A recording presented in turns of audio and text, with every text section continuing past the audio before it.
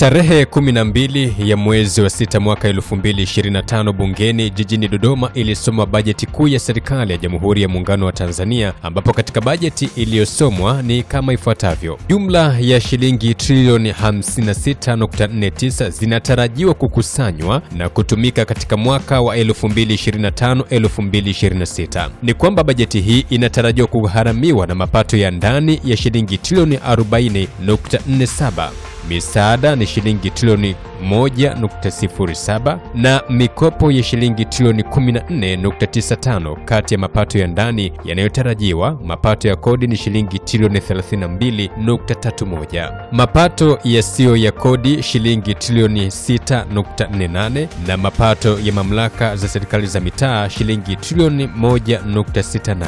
Pia mikopo inajumuisha shilingi trilioni 6.27 kutoka vyanzo vya ndani na shilingi trilioni 8.68 kutoka vyanzo vya nje. Dr. Mwigulu Nchemba akaendelea kusema kwamba makadirio ya matumizi ya serikali ya shilingi trilioni 56.49 kwa mwaka 2025-2026 yatajumuisha stahiki za watumishi, michango ya pensheni serikali kuu ambayo ni shilingi trilioni 9.17, ununuzi wa bidhaa na huduma shilingi trilioni 5.58, malipo ya riba za mikopo shilingi trilioni 6.49 na ruzuku kwa taasisi za serikali, mashirika ya umma na mamlaka za serikali za mitaa shilingi trilioni 22.17. Serikali inatarajia kutumia shilingi trilioni 7.72 kuharamia malipo ya mtaji kwa deni la ndani na nje. Vile mfumo wa bajeti unaopendekezwa kwa mwaka 2025-2026. Katika bajeti hiyo imeainishwa kwamba kutakuwa kuna punguzo kiwango cha ushuru wa bidhaa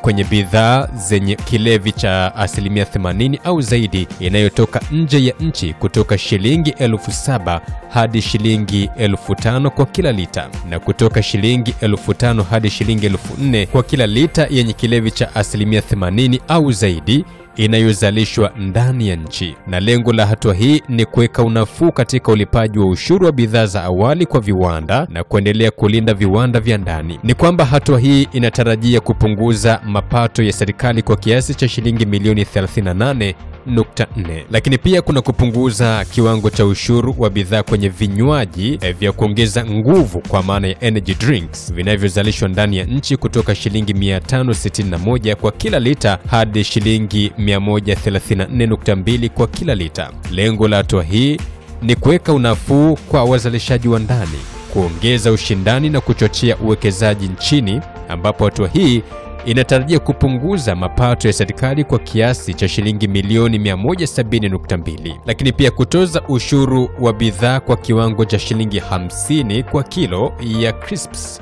zinazozalishwa nchini na shilingi 100 kwa kilo zinazotengenezwa kutoka nje ya nchi. Lengo ni kupunguza athari za kiafya ikiwemo ongezeko la uzito zinazotokana na matumizi ya bidhaa hizo pamoja na kuongeza mapato ya serikali.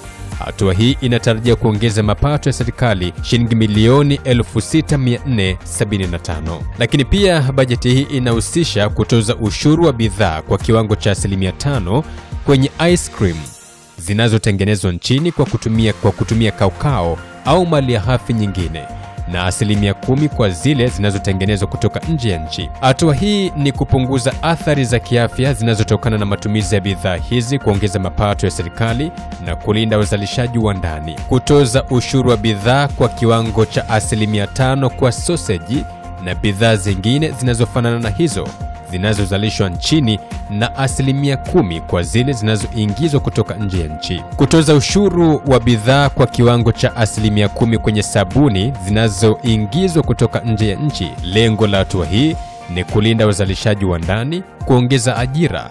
Hatua hii inatarajia kuongeza mapato ya serikali kwa kiasi cha shilingi milioni 143,395. Kutoza ushuru wa bidhaa kwa kiwango cha 10% kwenye vito bandia vinavyotengenezwa au vinavyoingizwa kutoka nje ya nchi. Lengo la hatua hii ni kuongeza wigo wa kodi na mapato ya serikali, ambapo hatua hii inatarajia kuongeza mapato ya serikali kwa kiasi cha shilingi milioni 5676.6. Bajeti inaendelea kuainisha kwamba kuna utozaji wa ushuru wa bidhaa kwa kiwango cha 30% kwenye vifaa vya sigara za kielektroniki, vimiminika vya sigara za kielektroniki, ambapo lengo la hatua hii ni kupunguza athari zinazotokana na matumizi ya bidhaa hizo na kuongeza wigo wa kodi, ambapo hatua hii inatarajia kuongeza mapato ya serikali kwa kiasi cha shilingi milioni 3322.2. Kuongeza kiwango cha ushuru wa bidhaa kwenye malipo ya kutazama vipindi maalumu vya televisheni kutoka 5% hadi 10%. Lengo la hatua hii ni kuongeza mapato ya serikali, ambapo hatua hii inatarajia kuongeza mapato kwa kiasi cha shilingi milioni 113,376.8. Kuongeza kiwango cha ushuru wa bidhaa kwenye gesi asilia kutoka shilingi 0.45 kwa kila futi za ujazo hadi shilingi 0.55 kwa kila futi za ujazo. Lengo la hatua hii ni kulinda thamani ya fedha kwa kuwa kiwango cha sasa hakijabadilishwa kwa takriban miaka 8 na hakiendani na hali ya uchumi katika kipindi hicho. Hatua hii inatarajia kuongeza mapato ya serikali kwa kiasi cha shilingi milioni 14,927.8. Na huu ni muhtasari wa kile ambacho kimesomwa katika bajeti ya mwaka 2025-2026. Taarifa mbalimbali kuhusiana na bajeti hii tutaendelea tukiwa na baadhi ya watu ambao wametabahari au kubobea katika masuala ya uchumi. Usiache kuniandikia komenti yako pamoja na kulike na kusubscribe. Hii ni Simulizi na Sauti. Mimi ni Franki Kasho.